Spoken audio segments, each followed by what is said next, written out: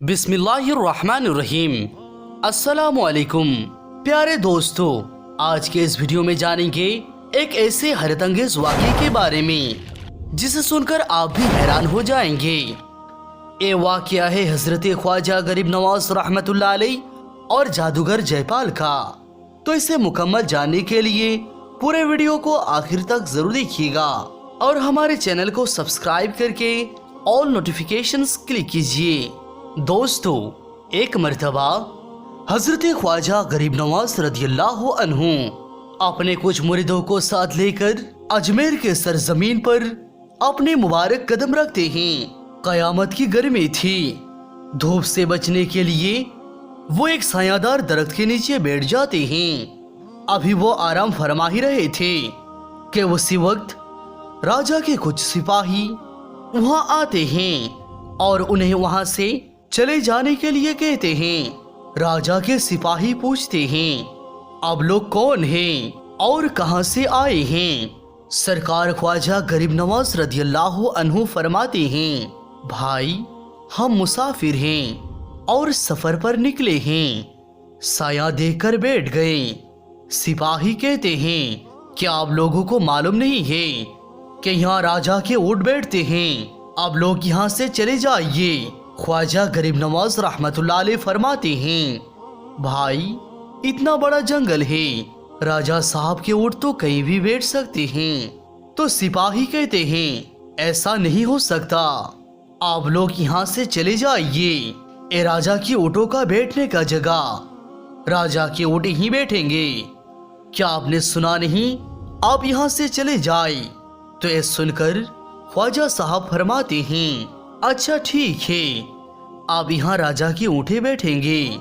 सिपाहियों की बातें सुनकर सरकार ख्वाजा गरीब नवाज रहमतुल्लाह अलैह अपने मुरीदों के साथ वहाँ से चले जाते हैं और दूसरी जगह पर जाकर रात गुजारते हैं। जब सुबह होती है तो सिपाही आकर ऊँटों को उठाने की कोशिश करते हैं, लेकिन उन्हें ऐसा मालूम होता है कि ऊँट जैसे जमीन से चिपक चुका है और वो ऊँट उठ नहीं पा रहे।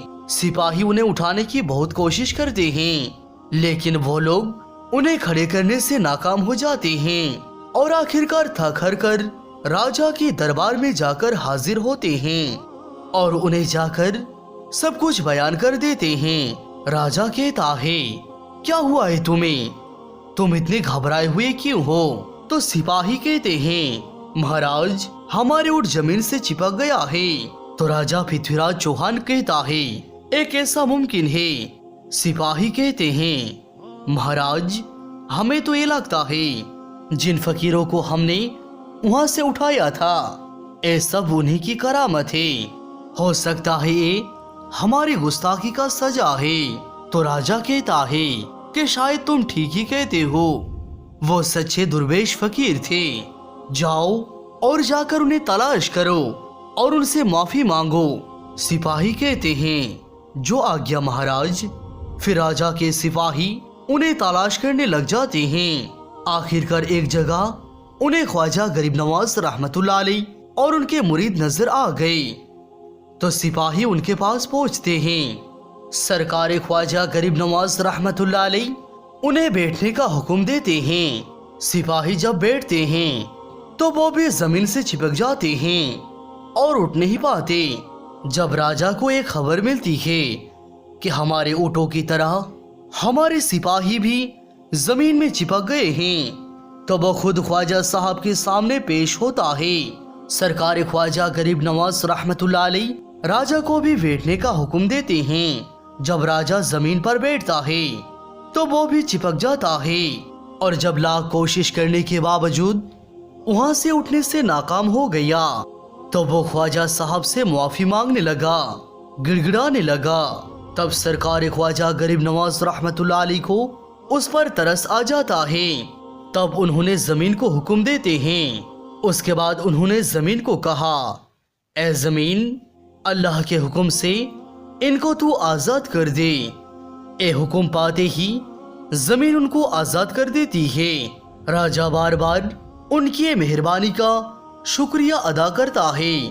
कुछ दिनों के बाद और एक वाकया पेश आता है।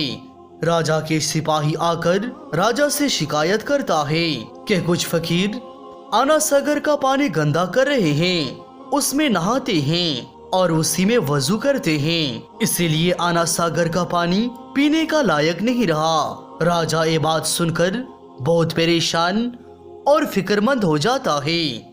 वो जादूगर जयपाल को बुलाकर मशवरा करता है। जयपाल राजा से कहता है, आप उन फकीरों को आना सागर से पानी मत लेने दो। ये सुनकर राजा ये ऐलान कर देता है कि उन फकीरों को तालाब के करीब भी ना आने दिया जाए। एक दिन ख्वाजा साहब अपने एक मुरीद से कहते हैं, जाओ और इस कासे में पानी भरकर ले आओ। मुरीद कासा लेकर तालाब पर पहुंचता है। राजा के सिपाही उन्हें पानी देने से मना कर देते हैं। वो मुरीद कहता है, ए भाई हमें एक कासा पानी भरने दो।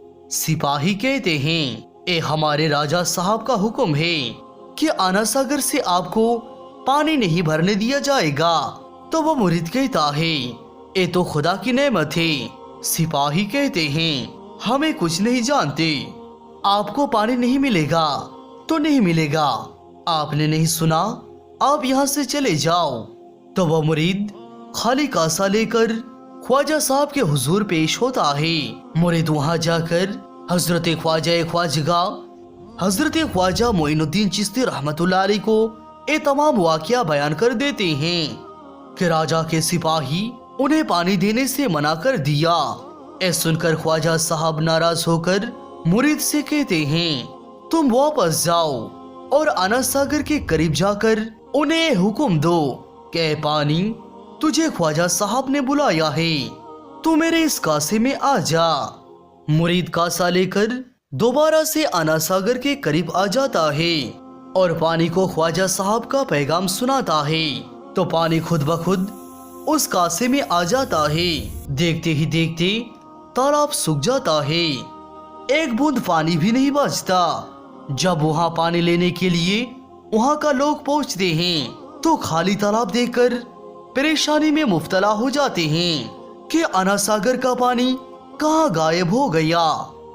तो वो इसी परेशानी के आलम में राजा के पास पहुँचते हैं और फरियाद करते हैं कि महाराज अनर्थ हो गया, आना सागर झील का सारा पानी सूख गया, एक बूंद भी पानी नहीं बचा।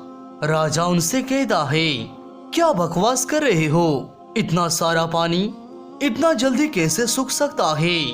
तो लोग कहते हैं, हाँ महाराज, हम पानी भरने गए थे तो हमने देखा कि पूरा तालाब सूख गया है। सिपाही राजा से कहते हैं, महाराज एक फकीर आया था, हमने उसे पानी नहीं भरने दिया, फिर वो दोबारा आ गया तो तालाब का सारा पानी खुद ब खुद उनके कासे में समा गया। तो राजा कहता है, ये सब हमारी गलतियों का ही नतीजा है, हमने उन फकीरों को पानी नहीं लेने दिया और इसलिए सब कुछ हुआ। चलो हम सब मिलकर उनसे मुआफी तलब करते हैं, वो बड़े दयालु हैं, वो हमें जरूर माफ कर देंगे। फिर वो लोग सरकार ख्वाजा गरीब नवाज रदियल्लाहु अन्हु की दरबार में हाजिर होते हैं और जाकर मुआफी तलब करते हैं और कहते हैं, बाबा जी हमें माफ कर दे, हमसे दोबारा ऐसी गलती कभी नहीं होगी।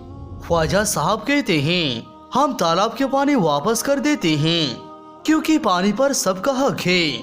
राजा हैरान और परेशान हो जाता है। आखिरकार राजा पृथ्वीराज चौहान जयपाल जादूगर का सहारा लेने का मजबूर हो जाता है और सिपाहियों से कहता है कि जयपाल को दरबार में पेश किया जाए।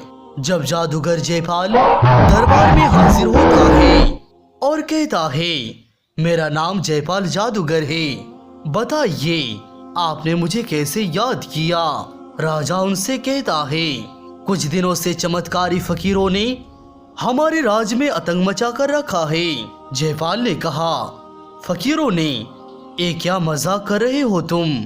राजा जयपाल से कहता है, हम सच कह रहे हैं जयपाल, हम उन फकीरों के सामने हार मान चुके हैं। कभी तालाब के पानी सुखा देते हैं तो कभी ऊंट चिपका देते हैं, हम उनसे हार चुके हैं जयपाल।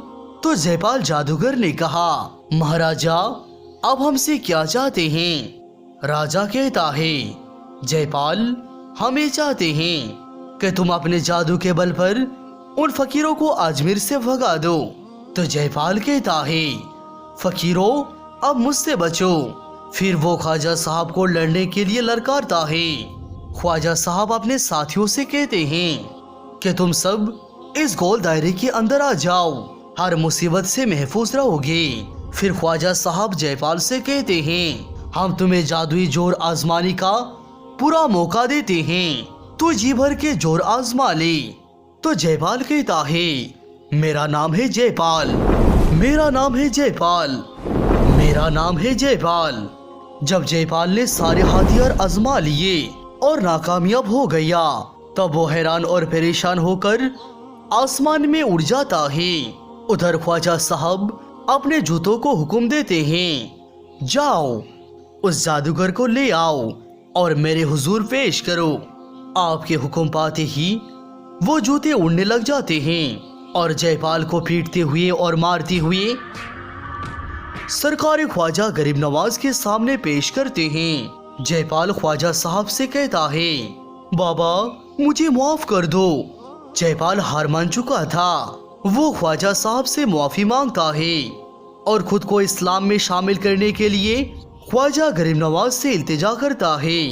अताए रसूल हजरत ख्वाजा ख्वाजगा हजरत ख्वाजा मोइनुद्दीन चिश्ती रहमतुल्लाह अलैह उसे मुआफ कर देते हैं और इस्लाम में दाखिल कर लेते हैं। और फिर आप रदियल्लाहु अन्हु उसके नाम जयपाल से तब्दील करके अब्दुल्ला बियाबानी रख देते हैं और उसे अपने मुरीदों में शामिल कर लिया।